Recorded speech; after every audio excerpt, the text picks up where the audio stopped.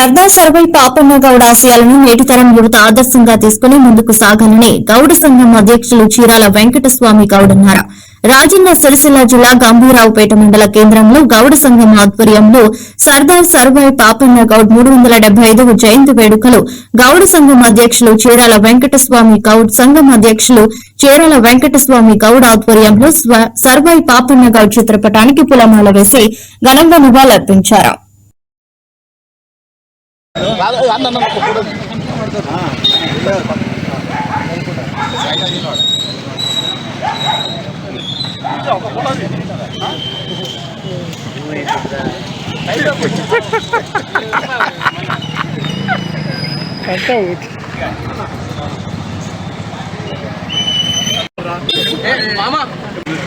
జయంతి పురస్కరించుకొని మా గౌడ సోదరులకు ధన్యవాదాలు తెలుపుకుంటూ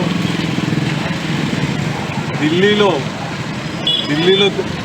పీఠాన్ని అధిగమించి గడగడలాడించిన సర్వాయి పాపన్నకు మన తెలంగాణ తెలుగు తేజం.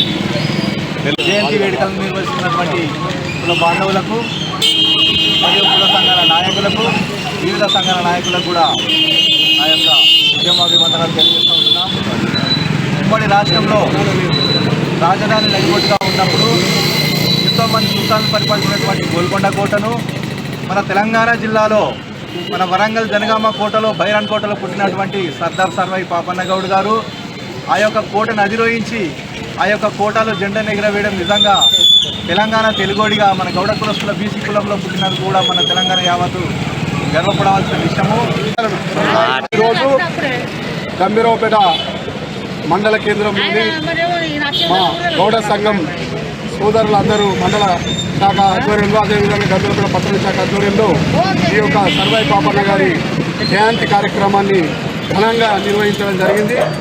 ముఖ్యంగా ఈరోజు వారి యొక్క జయంతి కార్యక్రమంలో పాల్గొన్నందుకు చాలా సంతోషకరం. ఎందుకంటే వారు ఈ ఆనాడు ఔరంగజేబు వారి కాలంలో ఈ గౌడ అన్నాలపైన ఆ రోజు జరుగుతున్న అరాచకాలపై పోరాటం చేసి ఆనాడు 12 మంది సైనికులను ఏర్పాటు చేసుకొని గౌడ హక్కుల కోసం తినలేని పోరాటం చేసినటువంటి మహనీయులు సర్దార్ పాపన్న గారు. ఆనాడు వారు లేకుంటే ఈరోజు గౌడన్నల పరిస్థితి ఈ విధంగా ఉండేది కాదు. చాలా రోజులకు చాలామందికి అవగాహన లేనప్పటికీ సర్వై పాపన్న గారి ఈ మధ్యనే మనందరికీ అవగాహన వచ్చే విధంగా అవుతుంది.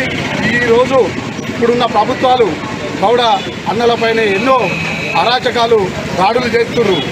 ఇప్పటికైనా మన సర్దార్ సర్వై పాపన్న గారి ఆశయాలు నెరవేర్చాలంటే మనం గౌడ సంఘం సభ్యులందరూ ఐకమత్యంతో ఉండి మీకు ఏ ప్రభుత్వం ఉన్నాయని గౌడ హక్కుల కోసం పోరాటం చేసి వారి యొక్క విగ్రహాన్ని గౌడ మన ఈ రాష్ట్ర ప్రభుత్వాన్ని నేను కోరుతున్నా.